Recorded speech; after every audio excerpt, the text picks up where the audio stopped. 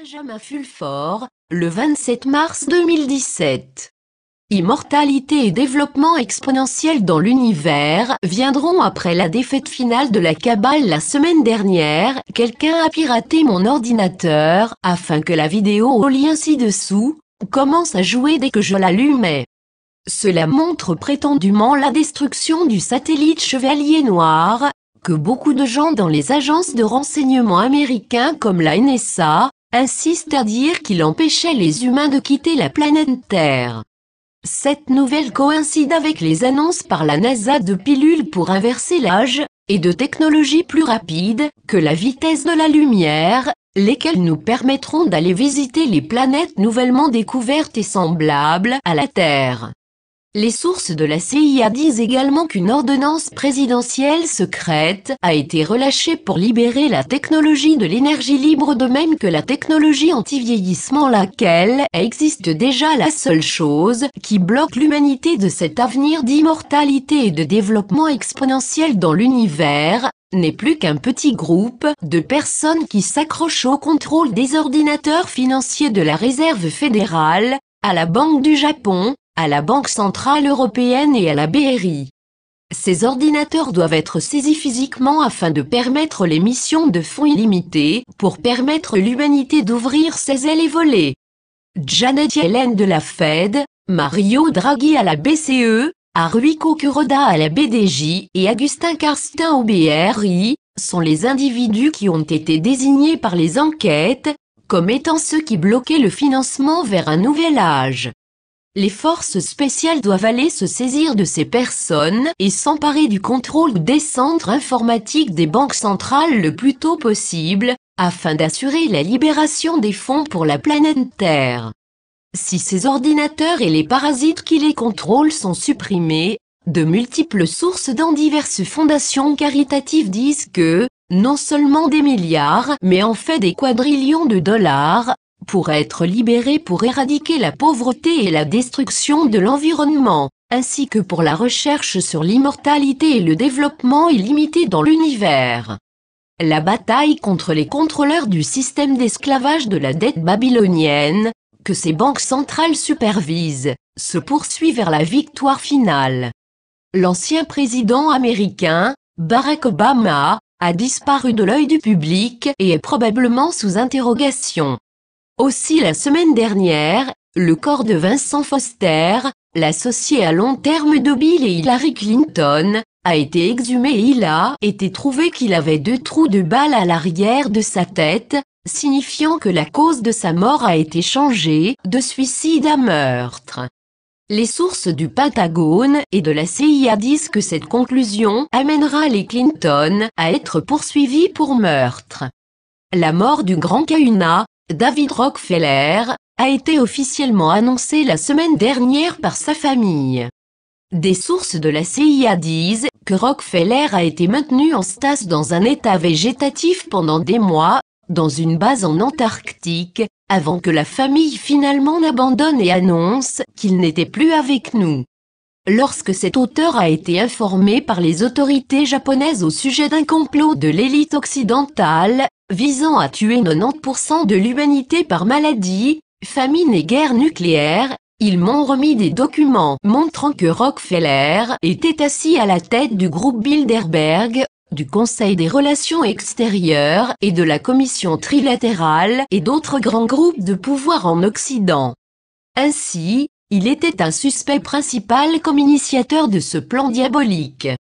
Cependant, quand j'ai rencontré M. Rockefeller, j'avais eu l'impression que cet homme au fond de lui pensait qu'il faisait du bien pour la planète.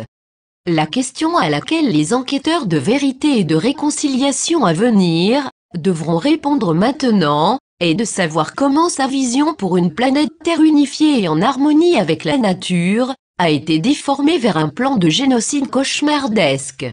Le parcours d'enquête médico-légale, qui a commencé avec Rockefeller, a mené à Bush père et sa faction nazie de la mafia khazariane. Ceux-ci étaient les personnes reliées à 911 et à la prise de pouvoir nazie sur les États-Unis en 2001. De là, la trace a conduit à la loge P2 en Italie et aux adorateurs du soleil noir. Depuis lors, la société Dragon Blanc, le Pentagone et les chapeaux blancs des agences et leurs alliés asiatiques ont systématiquement démantelé les rangs supérieurs de la structure occidentale du pouvoir. Cela a commencé en 2013 avec la démission du pape Malédicte, suivie de l'abdication cette même année de la reine Beatrix de Hollande, du cheikh Al Thani du Qatar, du roi Albert II de Belgique et du roi Juan Carlos d'Espagne en 2014. Ensuite, la faction Clinton/Bush a perdu le pouvoir aux États-Unis en novembre dernier et sont poursuivis pour leurs crimes. Maintenant l'empereur japonais a annoncé son abdication et son contrôleur secret, David Rockefeller, est mort.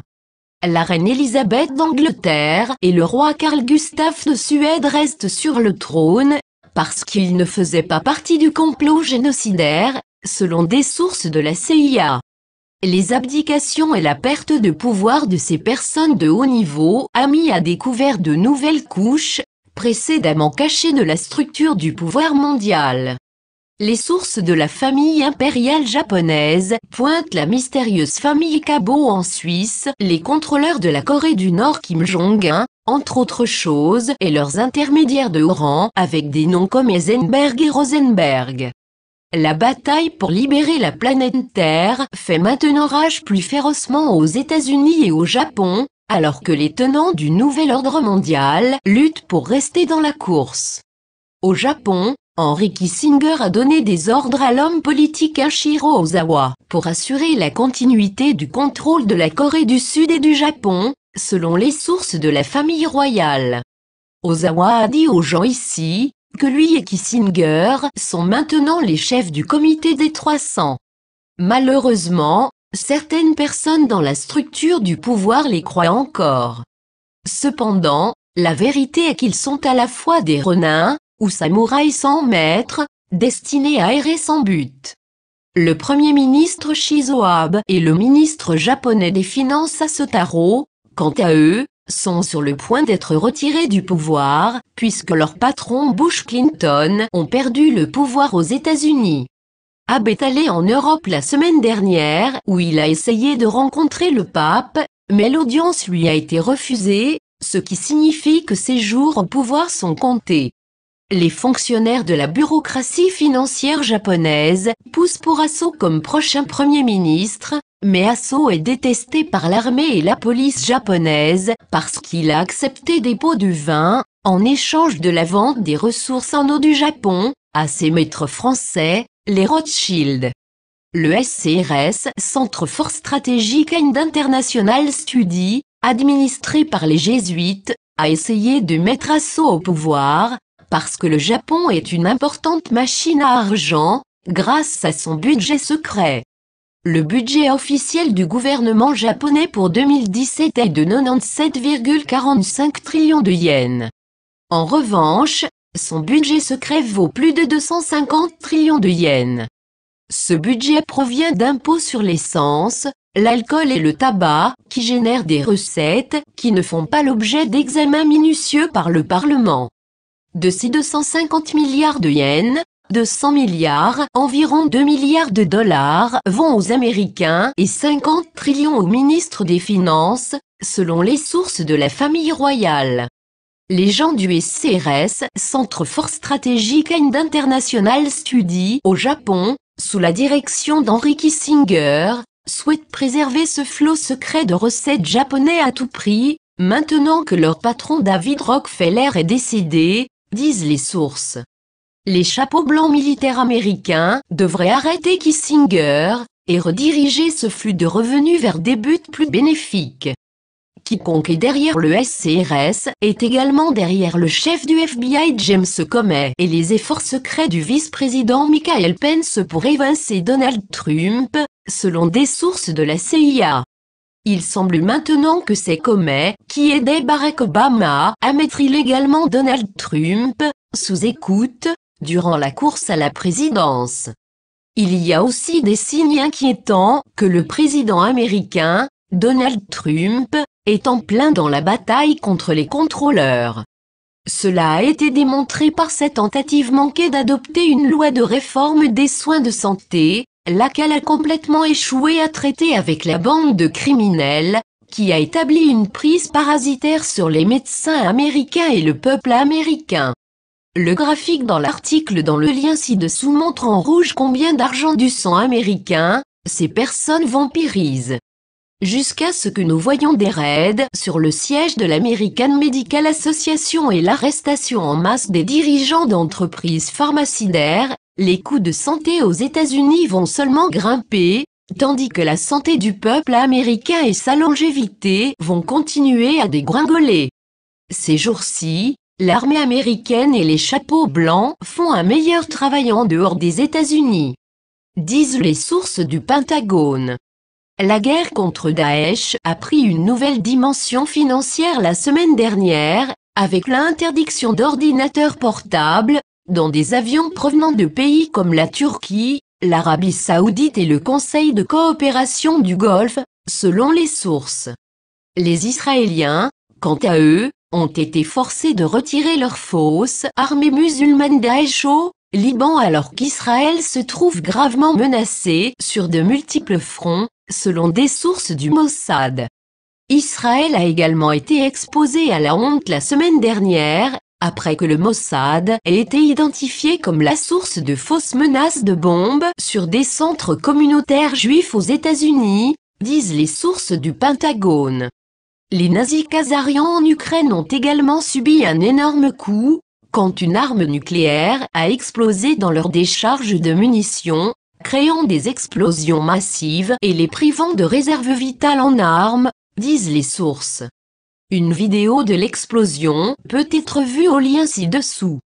Les sources du Pentagone disent maintenant qu'ils s'attendent, autour de juillet, à une sorte de fin de jeu à la bataille pour la planète Terre. En avril, le sommet du président chinois Xi Jinping et Trump devrait ouvrir la voie à un sommet Trump et le président russe Vladimir Poutine en juillet, pour mettre fin au conflit en Syrie et en Ukraine, et imposer une solution à 2 États sur Israël, alors le relancement de la monnaie mondiale pourra se produire, disent les sources du Pentagone. Traduction STLP benjaminfulfort.net